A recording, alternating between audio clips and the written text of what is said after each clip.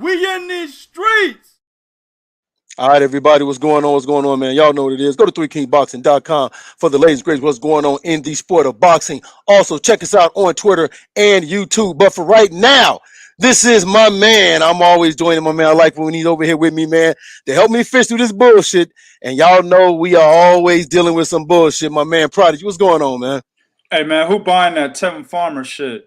I'm just curious, man. $29.99, man. Get your $30 out. You know, you're going to watch one of the best fighters in boxing today, Mr. Tevin, the cockeyed man Farmer, against Mickey Bay on pay-per-view, dog. Hey, man, they got Eastern time. Hey, man, they got medical at your job, man. I think you need to go get checked. You got a fever, man. I think you got a fever, bro. Nah, that goddamn promoter got a fever. That nigga was sniffing that damn Farrah Fawcett, Jennifer Aniston, and Betty White hybrid, bro. He was sniffing the fuck out of that before he put that shit on pay-per-view. $30 too? Man, that shit should be $1.99, bro. Man, Mickey Bay versus Tevin Farmer should be the same price as them horrible gummy bears at Walmart, nigga. It should be the same price. Matter of fact, you know what? Mickey Bay and Tevin Farmer should have been it should have been a free ticket at the bottom of a Cracker Jack box. Nigga, everybody wins, bro. Nigga. Shit, nigga. Well, hey, man, it is what it is, man. We're gonna get into all that later, but woo! Now, in case y'all don't know, this is something me and my man talk about. This is why we tell y'all, when you don't have an agenda, you can tell niggas the real about some shit, right? Juan Francisco Estrada, that nigga's beltless. Beltless, my nigga. His pants ain't up no more. That nigga sagging now. He beltless. Sagging, bro, yeah. My man out here sagging in these Mexico streets. No. He's sagging out here, right? But we told y'all, we said, man, Juan Francisco Estrada, this nigga is ready to retire. After this fight, Roman Gonzalez, he's gonna retire. That's why he's like the WBC, like, we're gonna make you franchise. All right, bet. WBC, we gonna still be all right, man. Take the title. You know? Like, this nigga didn't even respond to the letter they sent. He's like, what the fuck is this? Me no speaking English. Right. Yeah, he didn't give a shit about it. He didn't give a shit about it at all. Hell no. The thing is like what we said before, man. Like, you know, he's on the verge of retiring, man. Yeah, that's it. He's out the sport, and it was obvious, you know, after the Roman Gonzalez fight, you know, you haven't really heard much from him. Mm-hmm. Haven't heard anything about if he's going to defend his title. Like, I know they had the trilogy was scheduled, and then I believe he got COVID or something to that effect. Or yeah, it was canceled like twice. Yeah, it's canceled twice. So we know about that, but outside of that, there's been nothing, no news, no information on Juan Francisco Estrada. I even have a Mexican news source sending me information, and he's not sending me any information on Juan Francisco Estrada, man. So it's obvious to me that he's got one foot out the door, man. It's just all about cashing in on that trilogy with Roman Gonzalez and being out. Now, a lot of people are going to be like, Bo, you don't know what the fuck you're talking about. He has a belt. He's franchise champion. So that goes back to me saying he's beltless. Franchise champion don't mean shit, and we already know that now. Right. You see what I'm saying? So he's got this fucking invisible tag over his name, but he doesn't have anything to show for anymore except his resume at this point. Yep. And his name, right? Who he is and what he's done in boxing. What does that mean? That's a retired fighter right there. Very good. Very good point. But this is something I want to point out, though, because when you listen to some of these other guys like Chris Fanix, you know, Jorge Mota, they want you to believe guys like, you know, Mr. Captain Pullout himself, Ryan Garcia. He ain't King Ryan. He's Captain Pullout. Fuck that. Nigga done pull out. This nigga done pull out of more motherfucking fights. Goddamn. I'm surprised that he got a kid, man. As much he pull out, man. Oh shit, right? Shit. So they want to believe guys like him don't have to fight for belts. I'm gonna pose this question to you, man. This is, and I said something earlier. These guys are the kind of guys from a legacy standpoint because they've already accomplished everything. They have the accolades, so they can have a trilogy. They don't have to have a belt, and it still be considered a very big fight because this is a legacy fight. Think Jackie Nava and Mariano Juarez. Wasn't no belt on the line, but that was considered a legacy fight. Why? Because they've already had done their accomplishments. Okay, think Muhammad Ali and Joe Frazier, right? Why? Legacy fight. Why? Because they've already had they've already had their accomplishment, man. Do you feel that this fight is still worthy of the fans' attention, man? Give us your last words on that and your opinion about this fight being a legacy fight, regardless of belts. Yeah, I mean, I think you hit the nail on the head. It is a legacy fight, and a lot of people are not going to care that Estrada got stripped of the WBA and gave up the WBC. They're not going to care about that. So at the end of the day, it's really, hey, it's a name thing. You've got two fights, right? Where Roman Gonzalez won the first one, but there were some Mexican fans that felt, that Estrada was robbed of a closer decision than what the scorecards read the first time. And then the second time, you've got a lot of people saying that fight was a robbery. You got a lot of people saying that Estrada won, right? So with that being said, people care about the matchup, don't care about the belts. In this situation, like you said, it's a legacy fight, so they can go on with it, still get the same amount of people watching, still get the same amount of support, and with the belt on the line or not, doesn't matter. The problem here is that, as I stated earlier, the events that are leading up to this, Estrada, dog, he's 1 foot out the door, and when you're 1 foot out the door, and you got a fight coming up, a huge one, man, that leads to losses most of the time. So I don't expect Estrada to be 100%, man, in this fight against Roman Gonzalez. Gonzalez is always 100%. You know what I'm saying? You don't have to worry about his mentality. But Estrada, he's had cracks in his mentality, throughout his career, right? Good point. Think of the fight with Sariske Rungvisai, right? Right. So a guy like him, he's got to be 100% focused on boxing. If he's talking about retirement or even making moves like he's going to retire, don't look good for him, bro. Next, man, I'm going back to it, bro. Who the fuck is buying Tevin Farmer versus Mickey Bay? Bo rudely interrupted me with some Juan Francisco Estrada shit. Who the hell is buying Mickey Bay versus Tevin Farmer? $30, bro. $29.99. Fight TV tonight, 9 p.m. Eastern time. One of the greatest light heavy. I'm sorry. I about to say light heavyweight. See, this shit fucked up, bro. Right, Sweet Pea. Best lightweight fight since Duran and De Jesus.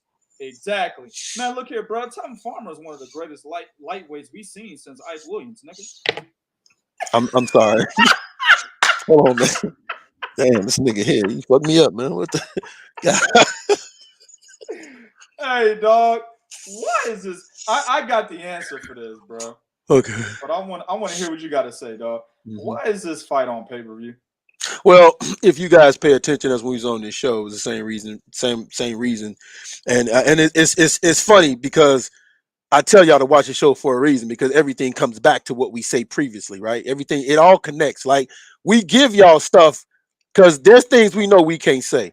Same thing when we was talking about Daniel DeBose and Trevor Bryant. These promoters and the affiliates that these guys be with, they already have plans on a certain amount of money that a fighter is going to make. In order to make that money, well, you need a TV deal. When you don't have a TV deal, what do you have to do? You have to try to see, okay, what can I get if I put it on pay-per-view, if I put it on an app like Fight TV, which is actually Triller, right? Okay, which is fucked up. Triller don't even think this worth putting it on there. Bro.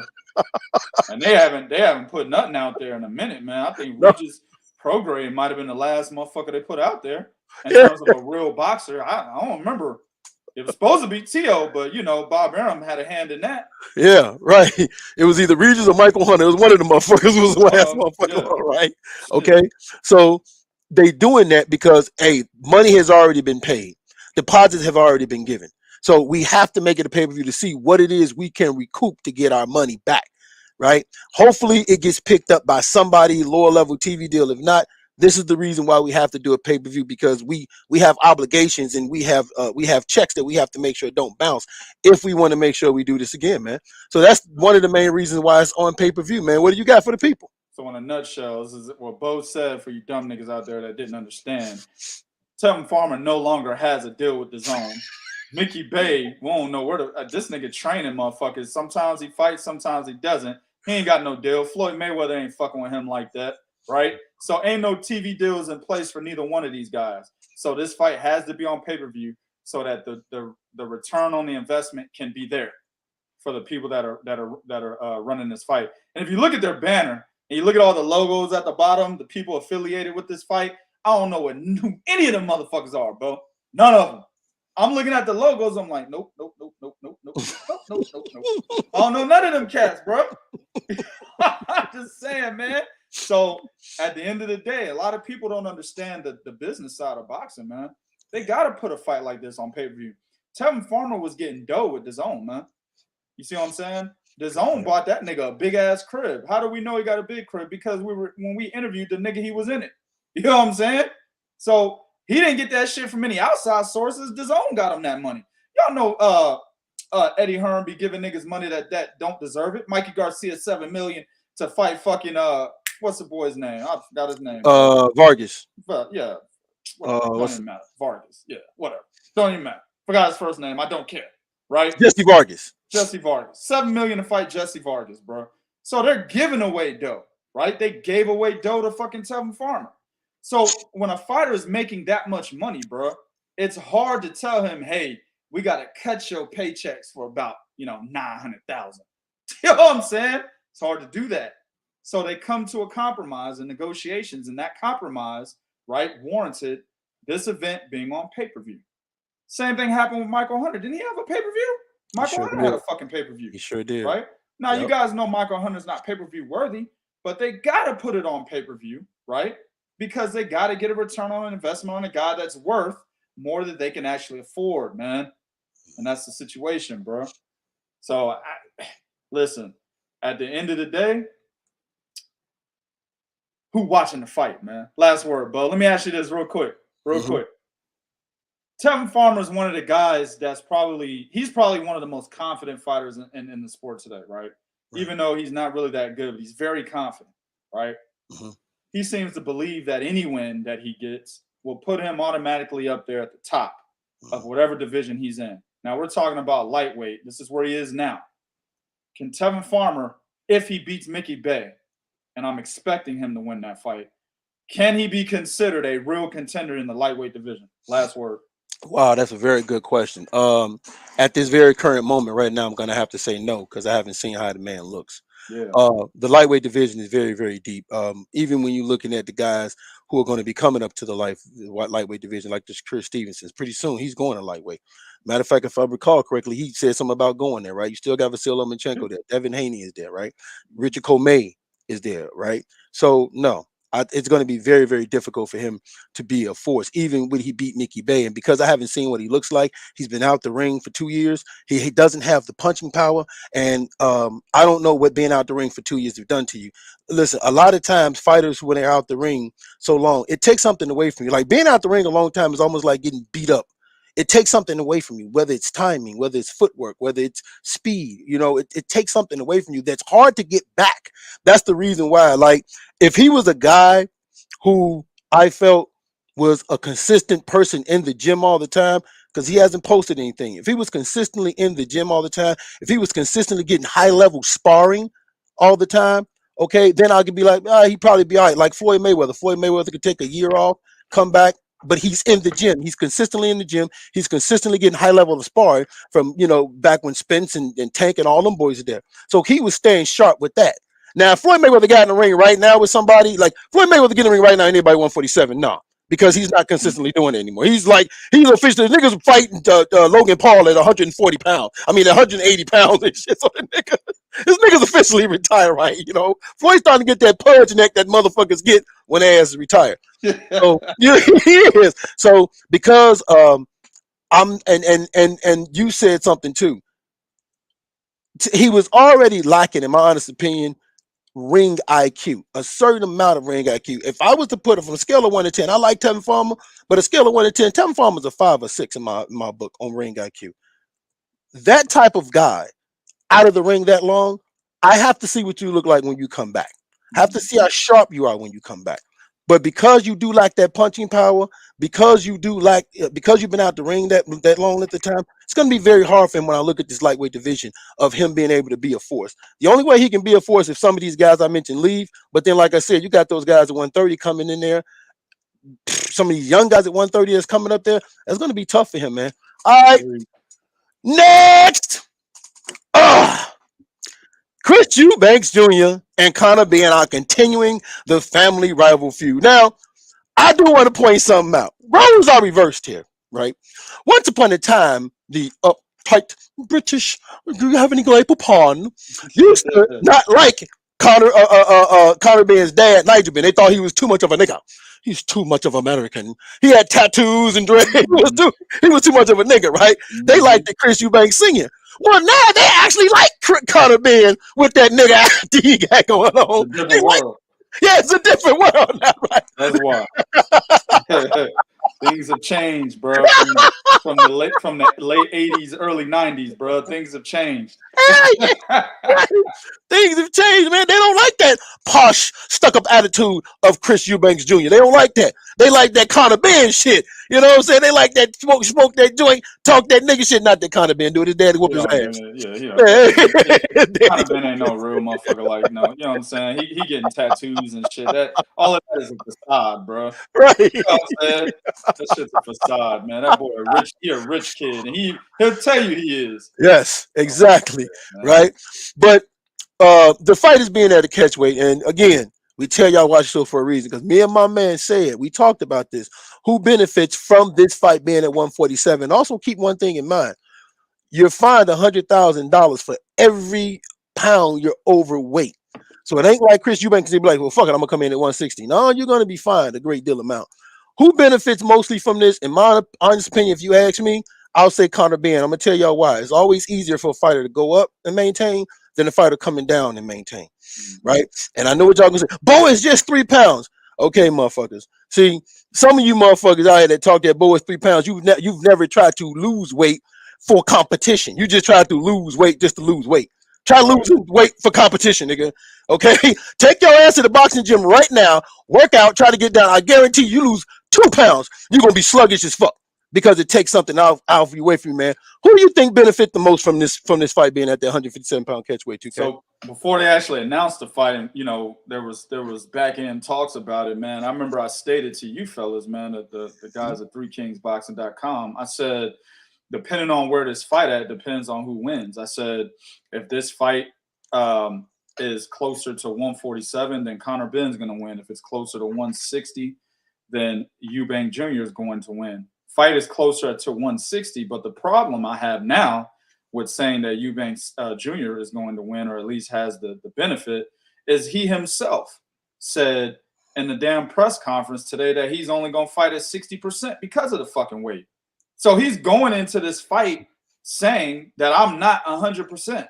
He's already saying that, right? Now, of course, there was arrogance behind that statement. He was like, well, mate, I'm 60%, but that's all I need to do to beat you, right? It's all fucking arrogance and shit, but at the end of the day, I'm still listening to what you just said. So you're admitting that you're not going to be 100% because there's going to be a physical, what's that word, handicap, right?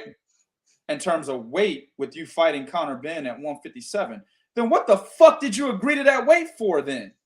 Understand that you believe that you could beat Conor Benn at 60%, but you don't go into the negotiations with that thought process. Who the fuck this nigga think he is? Floyd Mayweather something, nigga?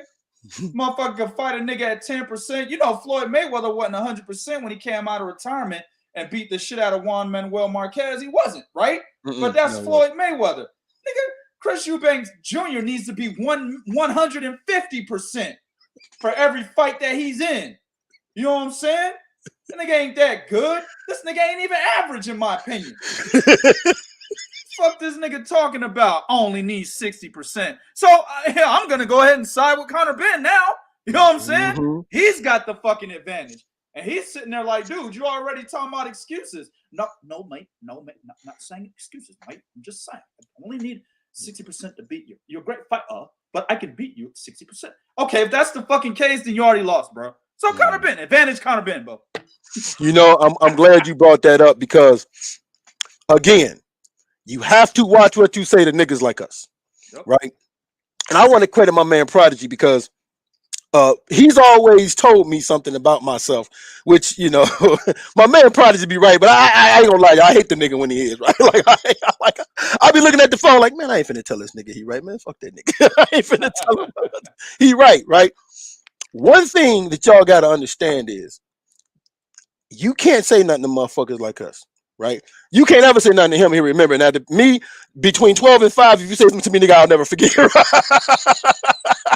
After 5 o'clock, nigga, I'm suspect, right? But Conor Benn, when he was going to fight James DeGale, and James DeGale was talking about retirement, he said, "Man, if I lose you, I retire." Not Conor Benn. I'm sorry, Chris Eubanks, when he's about to fight James DeGale, told James DeGale, "You've already lost, Mike. You already talked because you're talking about retiring. You already lost. You're talking about retiring. You're making excuses. All we talking about retiring. Well, he's doing the same thing right now. Right. That same thing you're doing right now. Well, I'm only going in 60%. Yep. Well, I only need that to beat you. Okay, well then why tell me that you're going in 60%? Just say I'm gonna beat you. The fuck? Exactly. I don't need to know what you're going in at. What the fuck? Exactly. That says he already knows. That tells me he's not even close to 160 himself. He's probably 168, 170. And he realized how hard it's gonna be for him to lose them 13 pounds. Right? But he's taking this fight because why? It's a big money fight. Let's keep it real. It's a big money fight for Chris Eubanks. That's number one why he's taking this fight. Number two, he is arrogant and does feel he can beat Conor Benn. He feels, hey, Conor Benn is calling me out. I got to do something because him and my dad my father had a rivalry. So I can't let this motherfucker talk shit. I got to fucking do something. Mm-hmm. Right? And that arrogance is what's going to get him fucked up, man. Last word, Prodigy, man. You know, we know fighters will kill themselves to get down in weight. How serious do you see if Chris Eubanks is too weak? Because we saw when he last fought, I think it was not Liam Smith. Who was it? Liam. I can't remember who he last fought.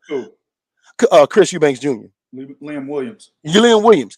He knocked Liam Williams down in that fight. Right. But he couldn't step on the gas. Several times, I think he knocked him down. Early, but couldn't step on the gas, and Williams was coming back. If he is low down in weight, and he steps off the gas, do you think Conor Benn will be able to stop him if he's too weak? I don't think Conor Benn stops Chris Eubank Jr. I mean, did he get stopped against George Groves? I don't remember. No, he didn't. Yeah, so one thing we can say is that Chris Eubank Jr. has somewhat of a good chin, right? We haven't seen him in there with very hard hitters. But we have seen him in there with bigger guys like George Groves, man. George Groves is teetering between 168 and 175, man. You know, Conor Eubank Jr. is getting ready to fight a nigga that's been at 147. You know what I'm saying? Conor Benn's not stopping this guy. And if he does, I'm going to be asking where that bag at, nigga. You know what I'm saying? How much money did this motherfucker get under that table to get stopped by a little nigga like Conor Benn? You know what I'm saying? So, no, I don't think just given who he's fought, who he's taking shots from, right? Mm-hmm. The size of the guys that he's taking shots from, he's not getting stopped by Conor Benn. What can happen, though, he could possibly get outworked, right? Because he's not mentally there. These are two guys that really don't have great boxing ability, man. Like, Chris Eubank Jr. just figured out what a jab was, and he still really don't throw it that often, man. You know what I'm saying? Like, he's been playing with it and shit. His last fight against Williams, the fight before that, I can't remember, but it was a nigga nobody knew. You know what I'm saying? Like, he's playing with the jab and shit, but he really doesn't know how to use it, you know, to his advantage, right? Being a bigger guy, taller, longer reach, he's not going to use it to his advantage. He's still going to get in there and try to slug with this nigga because there's a lot of money on the line and there's a lot of fans on the line. And the winner of this fight, they're trying to basically take all these fans that are watching this fight as a collective to help basically move them into the world level. You see what I'm saying? Mm-hmm. So they're going to try to make a spectacle, a show out of it, right? And the same thing goes with Conor Benn. At the end of the day, he could end up getting worked if Conor Benn uses his brain after hitting him with his best shots and says, you know what? I can't stop this nigga. Let me move around the ring a little bit. Let me bait him. Let me trap him into shots. Mm-hmm. But as long as he's still thinking, I could stop him, mate. Right? And he's going in there banging with this nigga, then, man, advantage Chris Eubank Jr. then. But he could definitely get outworked, man. That's all I'm saying with that. But at the end of the day, I hate that this motherfucker said, I'm 60%. Stupid move. Fighters need PR people. I say this shit all the time. Next. Speaking of a nigga that needs PR people, bro. Teofimo Lopez on that juice, man. I ain't talking about steroids and PEDs. It's not what I'm talking about, man. That nigga on that motherfucking crack juice, bro. Real talk. He in there sniffing. He in there being like Pookie off of New Jack City. This motherfucker's doing everything, bro. He's shooting up. Check his veins, man. Might have some dots on his veins, man. Something wrong with this kid, bro. What's wrong with him, Bo? This nigga talking about, I'm not going to fight Devin Haney because he don't deserve it. He hasn't earned it. He hasn't earned it. He said it about everybody in the division. He said, I don't want to talk about these guys. They haven't earned basically a fight with him. But Devin Haney in particular, how the fuck has Devin Haney not earned a fight with Teofimo Lopez? There's one thing, right? Mm-hmm.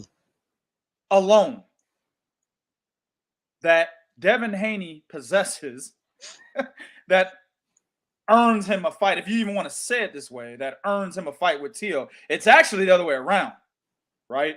Yeah. Teo has to earn a fight with Devin now. It's because Devin is undisputed champion, right? But let's go beyond that and state the obvious. The reason why Devin Haney has earned a shot, quote, quote, with Teofimo Lopez is because he beat the motherfucker that beat you, stupid. Nigga, you got your ass whooped by a nigga from Australia in your hometown in front of all your bitches and in front of all your fans, nigga. And then Devin Haney turned around and went to that guy's home country, nigga. Not town, home country, bruh. Dolo. Dolo, nigga. Dad came later. You know what I'm saying? And whooped that nigga's ass in front of all his bitches, right? So that alone earns Devin Haney a shot at Teofimo Lopez. But I don't even like saying that shit, Bo, because really at this point, it's like, all right, what has Teofimo Lopez done to earn a shot at Devin Haney? That's the way the shit needs to be fucking said, right? Agreed. If I was that interviewer, I would have made that clear. See, a lot of these interviewers trying to be fucking friends with these guys, bro, because they don't want to get their goddamn credentials stripped, or they don't want to fuck up an opportunity to interview these guys later on. I don't give a fuck about none of that, bro. I'm going to keep that shit 100, nigga. If he would have said that shit to me, I would have been like, let me interject here, sir, real quick. And then he started talking about the media and, you know what I'm saying, and we fucking, and niggas payrolls, and nigga, ain't nobody paying 2K nothing, bro. You know what I'm saying? I don't have nobody paying me shit. Have niggas asked? Yes, they have. Has 2K indulged? Absolutely not. You know what I'm saying? So ain't no motherfucker paying me nothing, bro. That's not all the media, right? I'd have jumped in right there. Hey, hold on, bro. Whoa, nigga. Hey, y'all still recording? Hey, Bo. Hey, Bo, keep camera on, nigga. Let me tell you something, bro. First of all, number one, it should be, have you earned the right to fight Devin Haney? Because you the one that got your ass whooped by a nigga you should have beat. That's number one. Number two, what the fuck you think you talking about I'm in somebody's payroll, bro? I asked you a question. You know what I'm saying? You didn't like the question, so don't blame, my credibility on the fact that you don't like the question. You see what I'm saying? Right. Don't try to take a shot at my credibility. That's your problem. You're the one that lost. You got to build yourself back up. And that's what you're trying to do against a nigga with a fucking incomplete last name. That's what you're doing, right? So build yourself up, beat this motherfucker with an incomplete last name, and then try to earn your shot with the guys at 140 or maybe Devin Haney or somebody. But the person that needs to earn something now is you. And I would tell him, boxing is all about what have you done for me lately, nigga. Boxing has adopted the goddamn hook from the Janet Jackson song, nigga. It has adopted that, bro. Right? Yeah. And what Teofimo Lopez has done lately is get beat the fuck up by a nigga from Australia. That's what he's done. Oh, and say he's got mental illness and shit like that. That's what he's done. So it's really you. What have you done to earn a shot with these fighters, man? Go ahead, man. Listen, man, at the end of the day, here's the thing, and here's a cold hard reality, right? Today, fighters, and y'all get mad at me if you want, right? Today's fighters cannot handle getting their ass whooped. I don't understand about what it is about these niggas today. These niggas can't handle getting their ass whooped, right? The part about growth of anything, because Tio wants to always talk about somehow he's changed, he's different, he's in a different space. Okay, then why are you not accepting that you lost? Accept your loss. If you decided, regardless of whatever health issue you want to say, tell us you have, right? I'm not going to argue whether you did it. I don't care. But if you decide to step in that ring with that issue, you are not allowed to use that as a reason for why you fucking lost. I'm sorry. You're just not. That is the first step of being able to turn over a new leaf, is understanding your mistakes of the past, bro. Very good. Exactly. Okay. Anthony Joshua said, Eddie Hearn said, well, there was some things going on before the Anthony Ruiz fight. Joshua didn't even elaborate on it. He's just like, hey, I lost, and I'm now planning on getting my title back. That's it. I lost, and plan on getting my title back. Yep. That's it. That's all the nigga said. He said, hey, I lost, plan to get the title back. Yep. You know, he's not out talking about something, well, this happened and that happened. No, man. When you decide, if you tell me as a man, when you decide to go forward with something, then whatever goes down, goes down. That's how it fucking works. If I wake up and with a cold and then decide to go to work, I can't get to the job and make excuses for why I'm fucking up. Oh, well, y'all know I got a cold. No, I came to work like this. I knew what was happening before it happened. Right? That's number one. So you have to accept the decision you made and the consequence came with that decision. That's number one. Number two, another part of growth. Stop acting like you're still that dude when you got your ass whooped. Exactly, man. You can't do that in any space. No. Even like in these streets, nigga. If you walk through Debo, Debo like he was that nigga no more because Greg whooped his ass. That's why he was running all through the fight trying to rematch.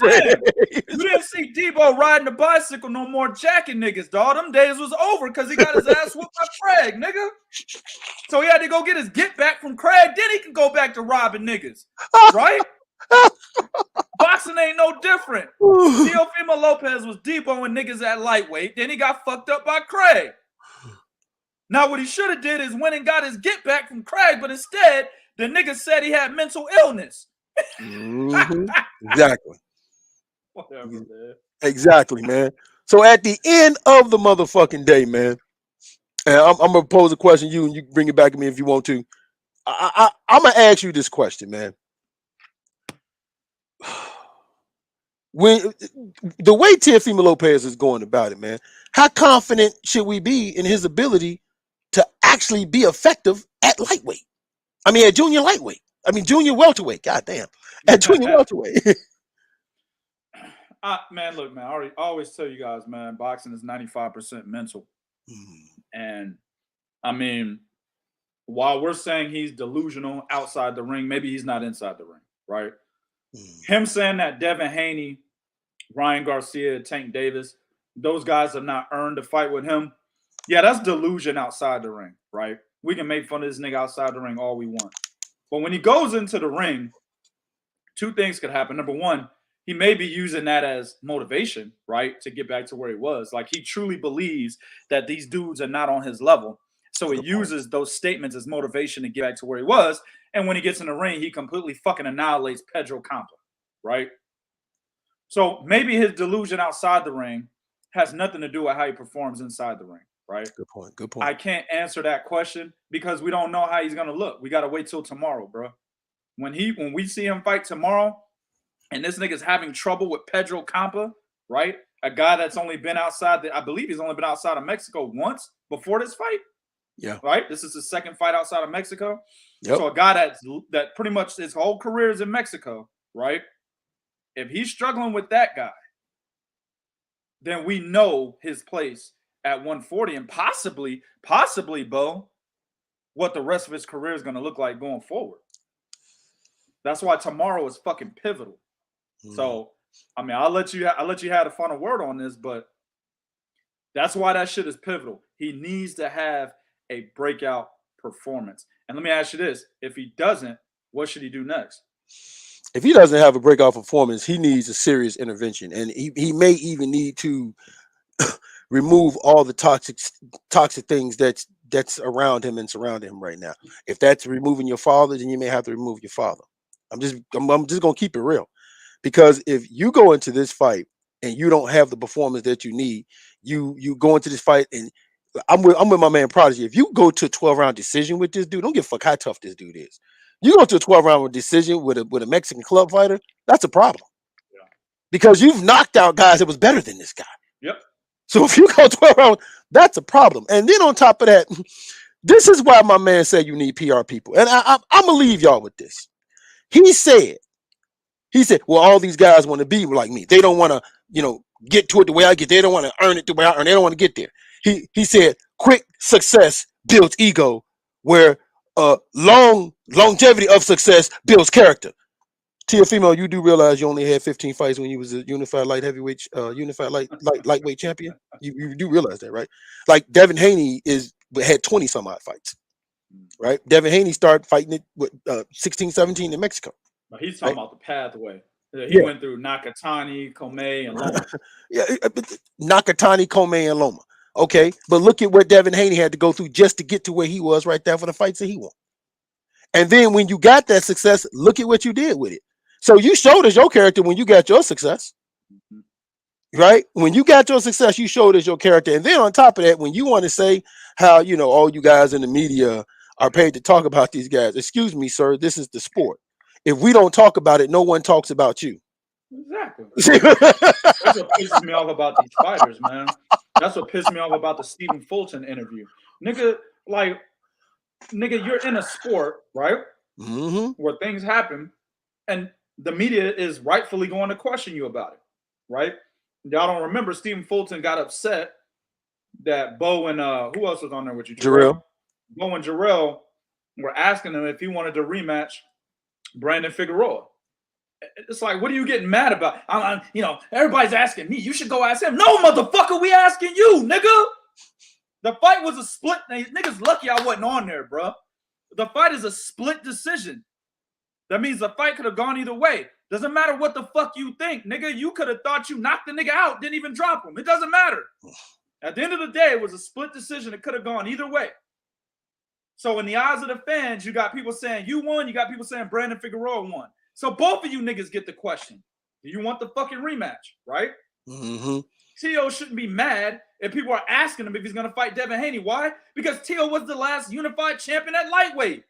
You were the last champion that held 3 of the 4 major belts. Notice I said 3 of the 4 major belts, right? Yeah. You were the last unified champion, so it's only right that the interviewer asks you, hey, would you fight Devin Haney? He took all of your belts and won. Stupid niggas, man. Need PR people, man. And speaking of, let's stay on Teofimo Lopez. Let's we there. Let's just stay there. So Regis Prograis had a nice little mess where he said, hey, man, there's some different kind of dogs up here, bro. He said, hey, man, whoa, dog. There's some different kind of dogs up here, bro. You might want to ease your way into this shit, right? Yeah, that's what he told him. I mean, that's right. That's what he told him. It's so many words. He said, hold on, dog. Because you already talking about fighting champions and being undisputed. This division, some dogs up here, motherfucker, right? Now, I have to, when you look at what Regis Prograis said, and as a fighter, you're supposed to, man, if you're a dude that's on path to fight for a title, or you're a champion, and some dude come into your division talking about something, yeah, man, I'm about to be undisputed. No, hold on, bro. Whoa, come here, man. Come here, no, nigga. What the fuck you just say? Word. You don't say that while I'm sitting here. So, yeah, you just gonna walk all over me, right? Like, you know what I'm saying? Like I ain't a real motherfucker in this division. You know what I'm saying? Right. Like, nigga, hold on, wait a minute, nigga. I get you for a low moment, nigga, but did you see my fight with Josh Taylor, nigga? Did you see that high class performance with that nigga? Huh? Have you seen the niggas I did before and after Josh Taylor? Like, oh, bro, come here. Come here, man. Sit down, man. Right here. Man, talk to me, man. Regis a bad style matchup for Teo, bro. He beats him. Yes, he is. Yes, he is, man. But when you look at that hunt, when you look at that division, and then of course, y'all can get mad at me again if you want to, man. Hey, say what you want. That boy Gary, I think it's Antoine Russell. He's coming along very nicely. You got my man Matias. I can never get that nigga's first name. Super Matias. That motherfucker's a beast. Like, you got Regis has a very good point. There's some dudes up there that are mentally motherfucking tough and can fight. So you just ain't finna walk over these niggas like you think. It ain't finna be that easy, man. What do you think of Regis saying that? Did Regis do the right thing by issuing that warning to Teofimo? Well, remember, Regis was saying that he wanted to fight with Teo maybe like beginning of this year sometime. I know it was like first quarter of this year, but that's all he's reiterating is like, hey, I'm here for that fight. You know what I'm saying? He wanted that fight. Then I don't think they really even entertained it, to be honest with you, which they shouldn't have. And they moved to Arnold Barboza, right? And even Arnold Barboza is doing the same thing. He's just not out in the media doing it. You know what I'm saying? He actually called out Teo after he won his last fight. He actually talked about the Teo negotiations that ultimately fell through and was like, I don't know what the fuck happened, but I'm right here. You know what I'm saying? So he sure did. You got prospects like Arnold Barboza that's, basically telling this nigga, hey, man, we'll give you that motherfucking work. So, that's what Regis is really doing. Regis ain't looking out for the best interest of Teo. I'm saying what he's doing is he's buttering the nigga up so he can get that fight. You know what I'm saying? Yeah, I've always thought Teo had the goods, but man, there's a lot of fat motherfuckers over here, nigga. I'm just saying, you know what I'm saying? Hey, let me get that fight, dog. Let me get that fight, nigga. Come on, man, let me get that fight. That's what he's doing. I think at the end of the day, he's right, regardless of what his intent was. I mean, Jack Catterall, Subaru Matias, Josh Taylor's still there, right? Regis Prograis, Jose Zepeda, Jose Ramirez, right? Montana Love, up and coming. Yeah. Junior welterweight is serious business, bro. Yes, you know what I'm saying? Especially for a guy that's mentally dejected like Teofimo Lopez, man. So, yeah, I'm actually very intrigued. This is what I really want. I want Teofimo Lopez to beat the shit out of Pedro Campa so he can get all of that attention back around him, get that motivation to be hungry again, and fight those guys that I said. Because if he looks like shit against Pedro Campa, he's not going to have enough motivation to want to get in the ring with those guys. You see what I'm saying? Very good point. Teofimo Lopez at 140, hey, dog, that's an excellent landscape. Let me put it that way, right?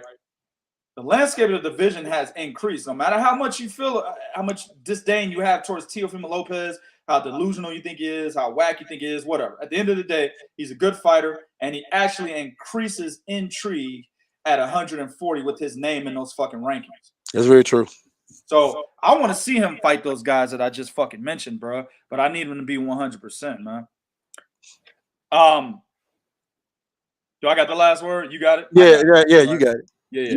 Let me do this. Let me say it this way. At the end of the day, right, Teofimo Lopez has to forget about everything that's happened up to this point in his career. He's got to forget about how he beat Loma, how he beat Comey, right? Diego Magdaleno, Mason Menard, Nakatani. He's even got to forget about the loss to George Kambosos. All of that's done. You're in a different part of your career, bro. You've gone through adversity. You've you've gained everything, and you've lost everything, right? Now you're at a second point or a different part of your career. Now it's time to just move forward. If he keeps that mindset, Bo, he could go back to being the guy that he once was and end up being a serious problem at 140. But as long as he dwells on the past, even the positives of the past, he'll never get over the loss. And with him never getting over the loss, because when you dwell on the positives, you're like, man, look how bad a motherfucker I was. How the fuck I lose to this dude, man? You know what I'm saying? He'll never get over the loss. With him never getting over the loss, he'll never return back to form, bro. So that's going to be the interesting part about Teofimo Lopez. And even though it's only Pedro Campa, right, we can still gather enough data based on what he looks like walking to the ring, all the way down to how his demeanor is when he's waiting for his name to be called, bro. Is he gonna be too eager, right? Is he gonna have a look of man, I haven't been back in the ring in a while. I'm a little nervous, right? Everything's gonna matter. Even though it's Pedro Campa, a guy nobody knows, everything's gonna matter. There's gonna be a lot of data that we can gather tomorrow night, man. All right, man, next. Deontay the Bronze Bomber Wilder is going to be returning. I think it's what, October 15th, something like that. Something like that, yeah. Against Robert Hell Anus. Now, a lot of motherfuckers is clowning this fight, Bo. Oh man, this nigga fighting a motherfucker with the fiery asshole, man. We don't care about this nigga. Hell Anus. Fuck the that niggas nigga, do not man. watch Three Kings boxing. We predicted this shit months ago when we was talking about guys he could fight. That was one of the names we go ahead, man. Go ahead. I'm sorry, man. Go ahead, man. Bro, but that's not just it, dog. Exactly, Chris Boogie. I'll put your comment right here. That's a good fight. It is, bro. That's a good fight, dog. You know what I'm saying? Let me tell you why it's a good fight, man. Also, let me fuck that. I'll go to that in a minute. Let me tell you why Deontay Wilder's return is good for the heavyweight division. Now, people are going to be like, oh, man, he's black. I can see his skin. Oh, man, he on that black power shit. No, I'm not. Listen. The reason why Deontay Wilder returning to the heavyweight division is good for that division is because he still has the intrigue of the fucking powerful right hand. We've only seen, what, Tyson Fury get around it and Bermain Stavern the first time, but then he got knocked out by it the second time they fought. Knocked out. Basically that. Well, yeah, motherfucker was damn near in intensive care. How low can you go? How low can you go? Right, motherfucker, damn near right, doing a limbo and shit. Right? Yeah. So you pretty much you take Bermain off of there because he couldn't take it in a rematch. So the only person that's actually got away from the power was Tyson Fury, right? And he's a top level heavyweight, right? So just because he's got around it and was able to knock out Deontay Wilder in the process doesn't mean that other guys like Frank Sanchez, right? Joe Joyce, Daniel Dubois, Philip Hargovich, Zhang Zili, doesn't mean those guys knock out Deontay Wilder, right? That's not what it means. Anthony Joshua, Alexander Usyk, it doesn't mean those guys knock him out. Andy Ruiz, right? It doesn't mean that. So he's still a wild card at the top, bro. I'm not saying he's a wild card like a prospect coming into the division like David Morrell, and he's got skills and shit, and you can pretty much, you know, look at his skills and be like, man, he could be a serious problem against the top fighters. He's a wild card. No, it ain't like that. This nigga's a wild card at the top. Top 4, top 5 fighters, wild card in that aspect, bro, because of the right hand. Now it's a good fight because Robert Hell Anus is coming off 2 big ass wins. Robert Kalnaki, bro. I mean, Adam Kalnaki. I said Robert Kalnaki. Adam Kalnaki, right? Adam Kalnaki was once a respected heavyweight. He was a potential fighter for Deontay Wilder. I remember that. Check it right on my mouth. I'll even go as far as to say people were saying that he could beat Deontay Wilder. I remember those fucking Facebook posts, bro. I remember those tweets and Instagram posts, bro. Adam Kalnaki could beat Deontay Wilder. I saw it myself, right? So with him having that kind of buzz, Robert Hell Anus came around and knocked this nigga the fuck out. Twice. Right? So it's a great fight because it's actually, even though Hell Anus lost to what the fuck did Hell Anus lose? Didn't he lose to Johan Duhaupas, man? He lost. Yeah, he did. It was because I was fucking with you. Said, look, Duhaupas beat Robert. You said, man, it don't matter who that nigga beat after a while. Yeah. Fucking and Eric Molina too. He beat a Thomas Adamek. I think those two fights are around the same time. And that's when you were saying that shit about Wilder, man. His wins over Duhaupas and Molina, man, they even better. No, the fuck they not, nigga. But, yeah, man, like he had lost to fucking. I think he lost. Did he lose to Gerald Washington? He lost to Gerald Washington, bro. I think he did. I think he did. I'm not looking at his resume, so I thought Washington beat him. Huh? I thought Washington beat him. Yeah, I think he did. I think he did lose to Washington. But the point is, Robert Hell Anus has had losses in his career that tells you that, oh man, this nigga ain't never gonna be a top level heavyweight, right? Even though that is the case, I'll say it again. Boxing is what? What have you done lately? And lately, Robert Hell Anus was able to beat a respectable heavyweight twice by knockout. That's what he's done lately. So since he's done that lately, and then you got Wilder coming off of 2 brutal knockout losses himself, right? what is it, a year and a half, almost 2-year layoff or something like that? Yeah, it's been a while. It's been a while, maybe a year or something. I don't know. But it's a layoff, right? And in that layoff, this nigga's making fucking boy girl perfumes and shit. You know what I'm saying? He's doing a whole bunch of other shit that had nothing to do with boxing. He's just now getting back in the gym, maybe the last couple of months, right? Yeah. So at the end of the day, you got a guy that's been brutally knocked out twice. Mentally was like, man, I don't know if I want to do this. This nigga was doing some herbal teas and shit or whatever the fuck. This nigga was basically conjuring up the third eye, the chakra, to try to figure out if he wanted to continue boxing and shit. Right? He was doing all that. So you got a nigga that's kind of mentally fucking weird. This nigga twerking and shit, right? Yeah. You got a nigga that's mentally weird, right? That's on a layoff and coming off 2 brutal knockouts, going up against a guy that's at an all-time high of his career right now. That's a tough fight. It's a good fight. If Wilder's not mentally prepared, he'll fuck around lose to Robert Hell Anus. Don't matter if I make fun of his last name all the time. You know what I'm saying? He'll fuck around lose to him. This is an excellent fight. Wilder coming back within the heavyweight division is an excellent move, because if he just goes out there and knocks out Robert Hell Anus, guess what? The intrigue is back. Mm-hmm. Tyson Fury is the only one to get away from that power. But how would it look against another fellow Cuban like Frank Sanchez, right? How would it look against the winner of Usyk, Joshua? See what I'm saying? Yeah. Fucking intrigue is back, man. Go ahead, Bo. Last word. Here's the thing about that, right? And this is something you got to understand. What goes with power? Besides having power, you have to have belief in that power. If Wilder isn't mentally right and his belief in his power is not what it once was when he fought Tyson Fury, you are 100% correct about him fighting Robert Hell Anus. Here's the thing. Robert Hell Anus is not a mentally weak motherfucker, right? When Adam Karnacki questioned himself, we saw what Hell Anus did. Okay, so he's not a mentally weak motherfucker. He's also a dude that is not worried about losing, because he already knows he's behind the 8 ball. Like you said, he went in Adam Karnacki's backyard in front of all his women, family, crowd. Nope. Shh, he did like this to everybody. Be quiet. Yep. He did the Hulk Hogan. I'm here. Okay, yeah, y'all quiet, right? That's number one. On top of that, right, there's something else you guys have to understand and take into consideration.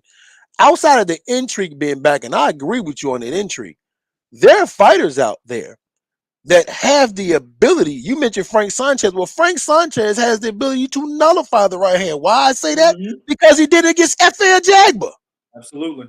F.A. Jagba just what F.A. Jagba said in the interview? When I clock him with this right hand, we gonna see how tough he is. Well, he never got that chance. It's almost an identical right hand. I'd say actually F.A. Jagba's right hand is a little more technically thrown. Yes. I'm not saying it's more power, but it's more technically thrown. Exactly. Than Deontay Wilder's. And Frank Sanchez, he never gave him that chance.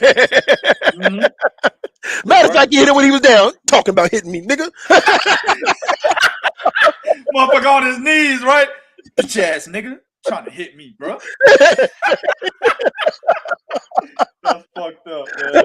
That's what he did, right? Okay. Then we know Joe Joyce can take a punch. I don't care what y'all.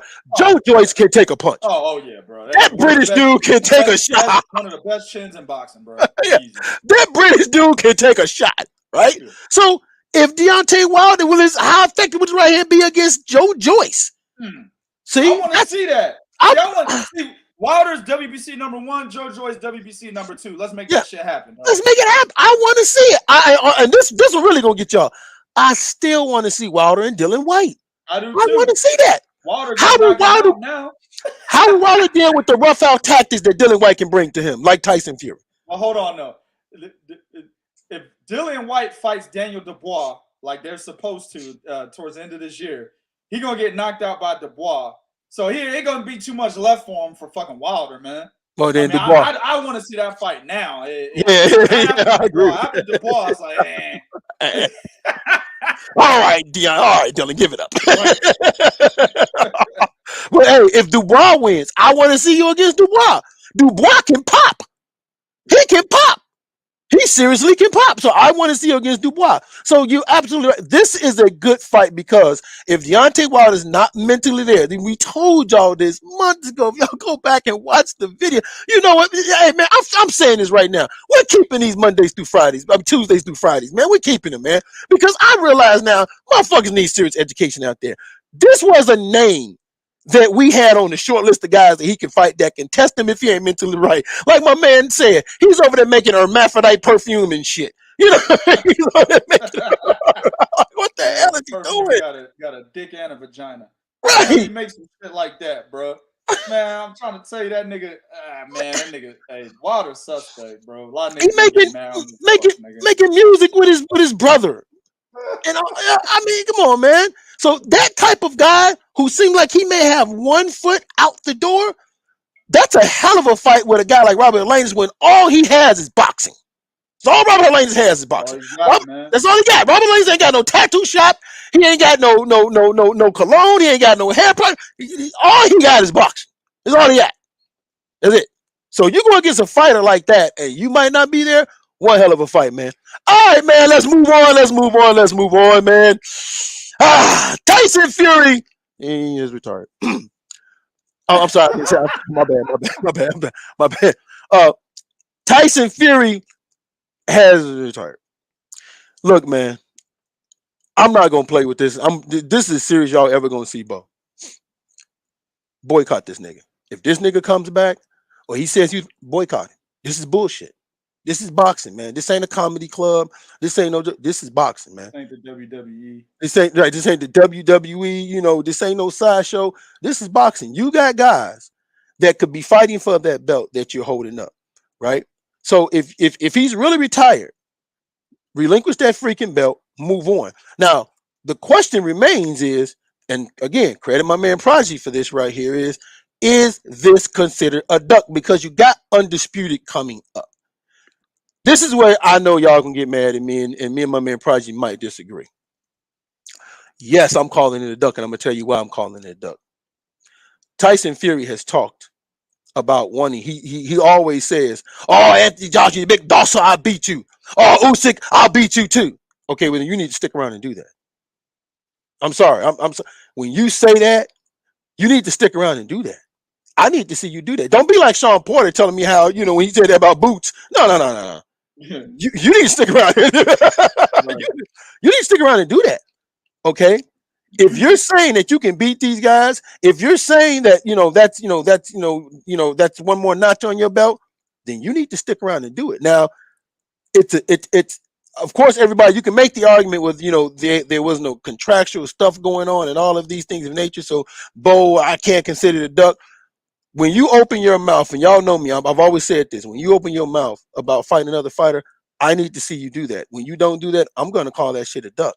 Because if I sat right on here and I said, hey, man, I challenge any of y'all to come on the show, and then y'all say, hey, Bo, I want to come on Tuesday. Well, I'll get back at you. I'll get back at you. Email me. I'll get back at you when I'll be available. Okay, nigga, I'm full of shit.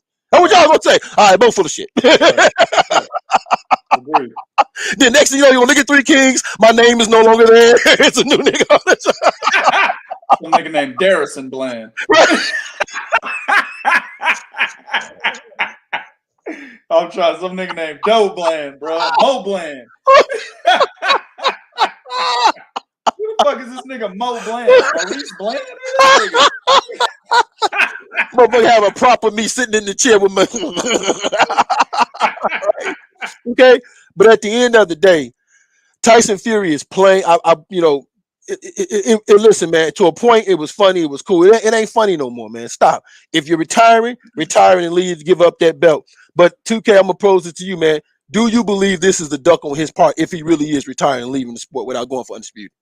All right. So this goes back to that whole conversation a few videos back where we talked about Naoya Inoue and John Riel Casimero and the whole ducking scenario there, right? Mm-hmm. And I talked about, how ducking could be good for business.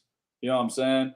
It doesn't mean that you're afraid of a fighter. I mean, there's different ducks, right? But it doesn't necessarily mean that you're afraid of a fighter.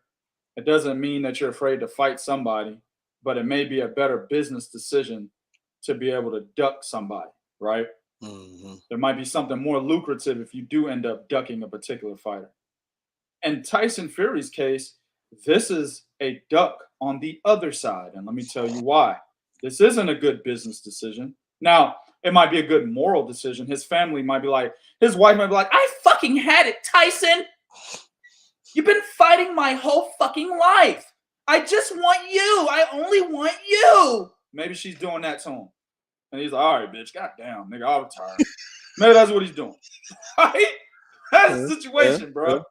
A nagging female will make you do some shit, bro. Like, fuck it. All right, man. I get it done. Fuck.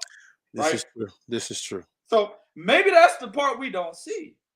There's also the Daniel Kinahan situation, right? That shit is already reportedly banned this nigga from the United States, right? Daniel Kinahan's situation has already foiled a company, MTK Global, right? I got the press release. Them niggas, bro, it was fast as swift.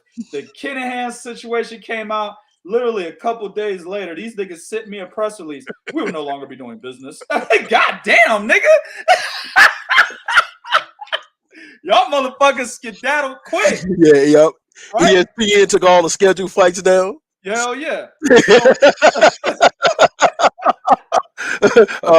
Between Matchroom and Sky Sports, gobbled up all the fight. Exactly, bro. Listen, at the end of the day, though, the Daniel Kinahan situation is bigger than what people really fucking believe, man. That could be weighing on Tyson Fury, right? Mentally. Maybe he's like, fuck it, let me just step away before this shit gets even worse. And it starts fucking up my career and it messes up the image that I've created for my career. Because that can happen, right? Maybe that's on his mind too.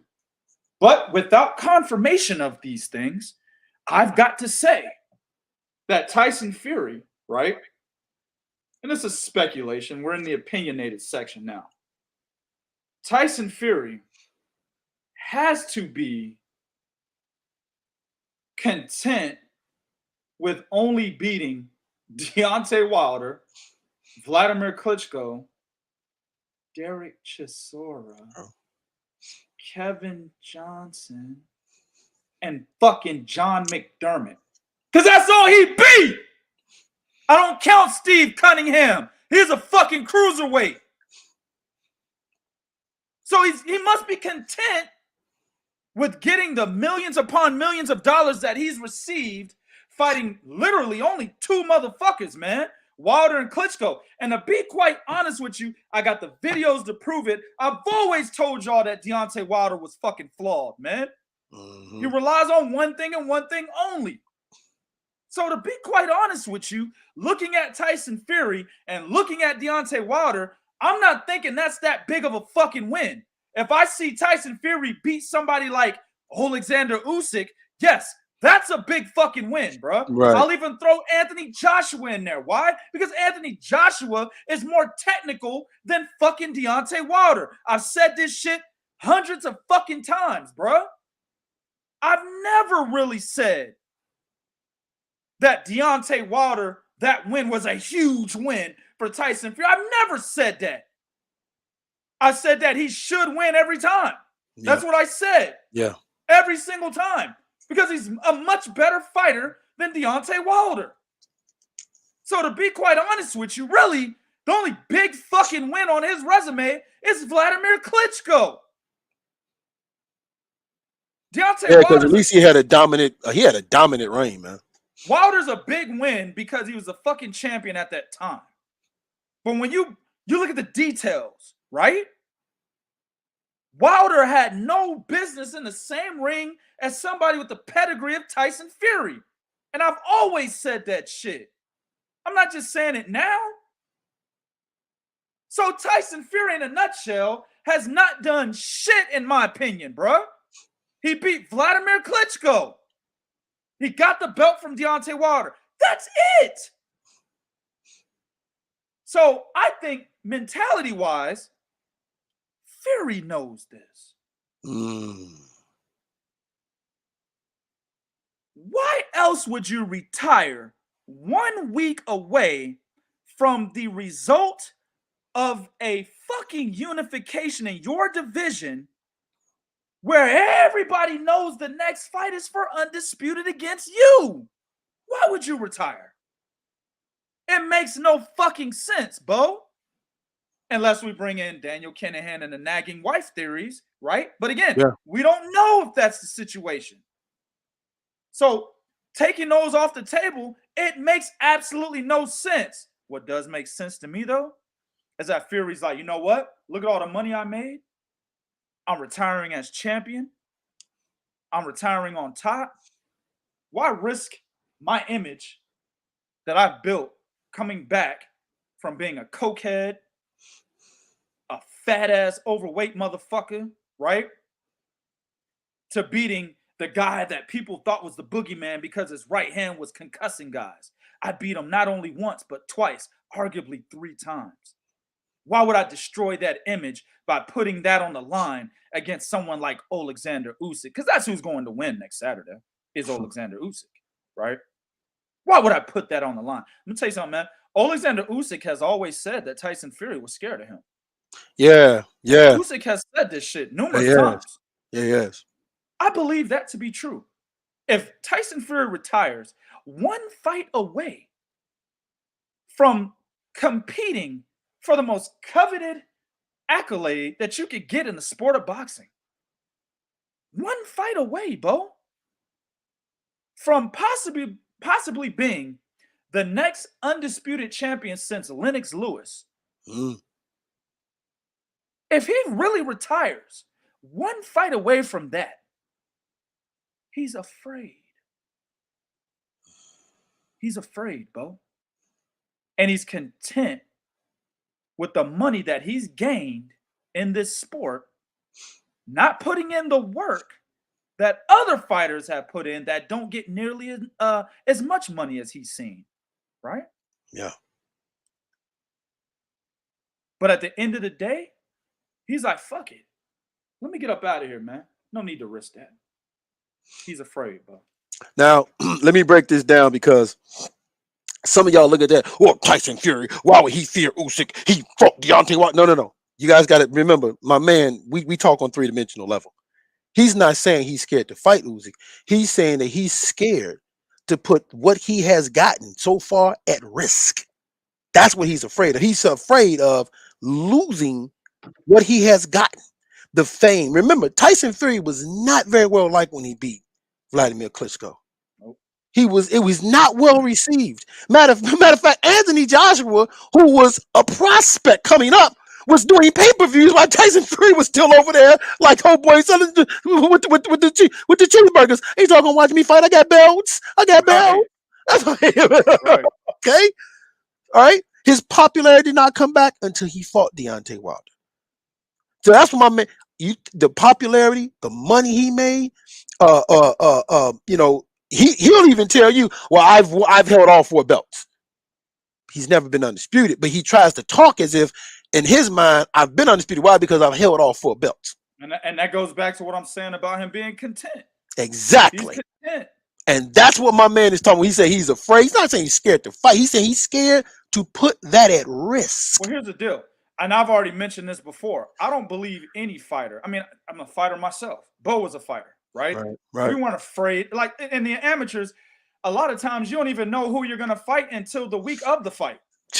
The amateurs is not like, honestly, bro, I'm going to tell you something, man. The amateurs is more difficult than professional boxing. Yeah, more corrupt too. Yeah.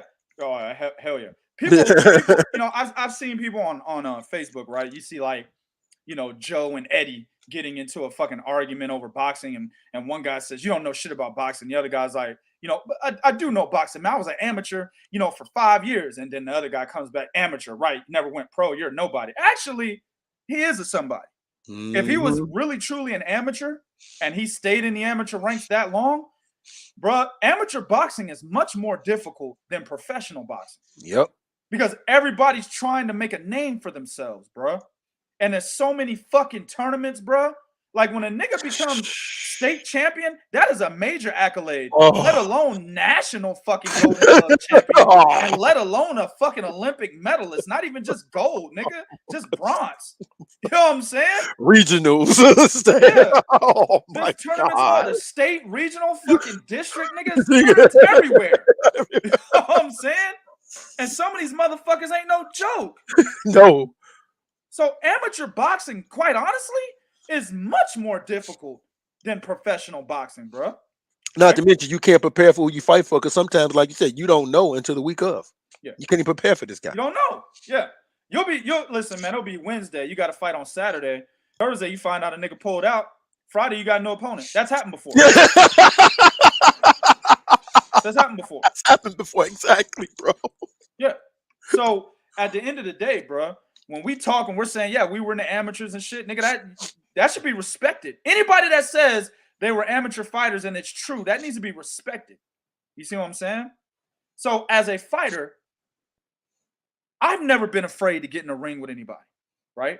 I'm sure Bo's never been afraid to get in a ring with anybody because we would get them goddamn moments where we didn't know we was fighting until the fucking bell rang, right? Yeah. So I think all fighters that have gone through the amateur ranks are not afraid to fight anybody from a physical standpoint.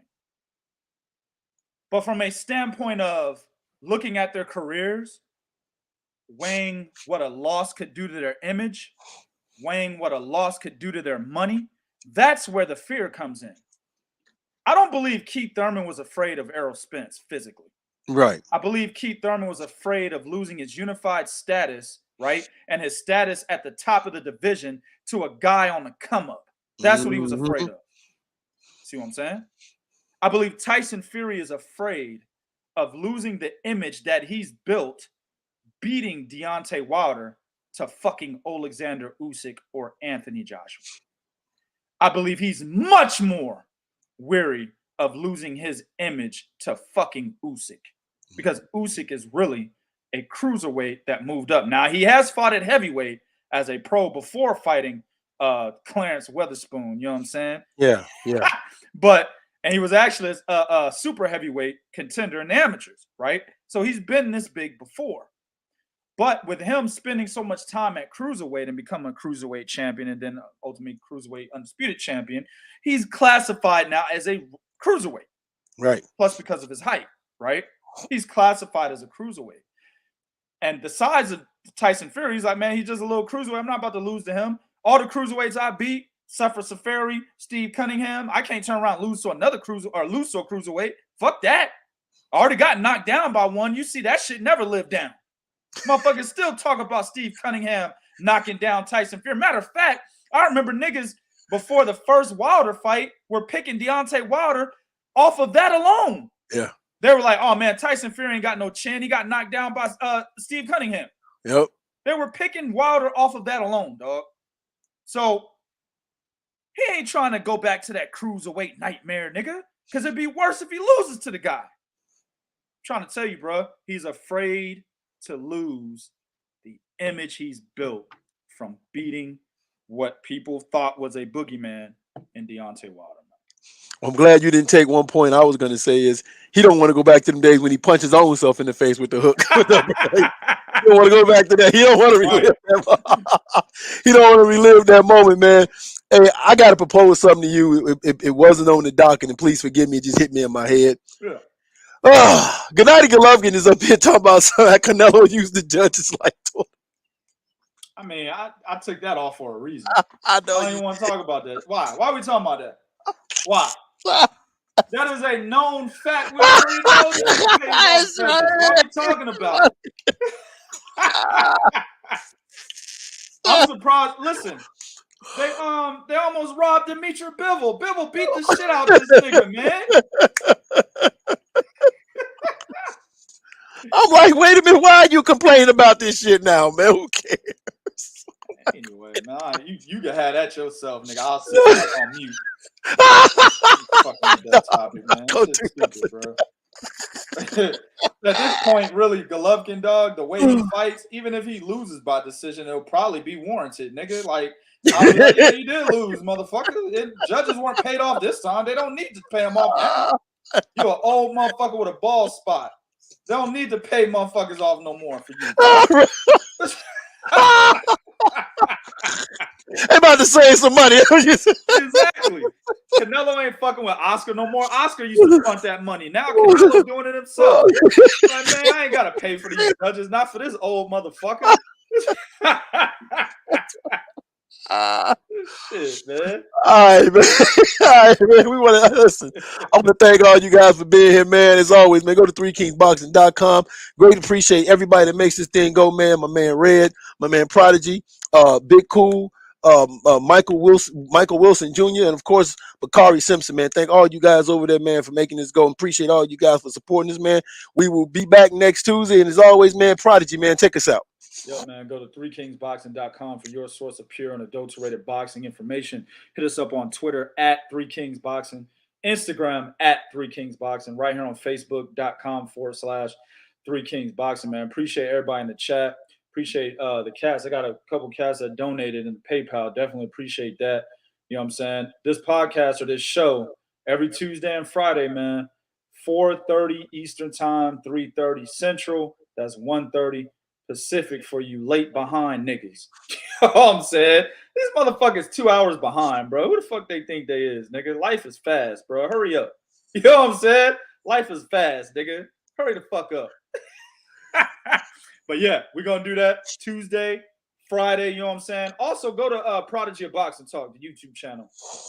We will be putting up more content on the YouTube channel as well. As I stated on the last show, a lot of that content will not be live feeds, you know what I'm saying? So you won't be able to be on Facebook and watch it. What I'll do is I can share it from YouTube to Facebook after the video has been put up, and you can go over there and watch it, but you still got to go to YouTube to watch it. So while you do that, you might as well subscribe to that channel. You know what I'm saying? Appreciate everybody. Until the next one, we out.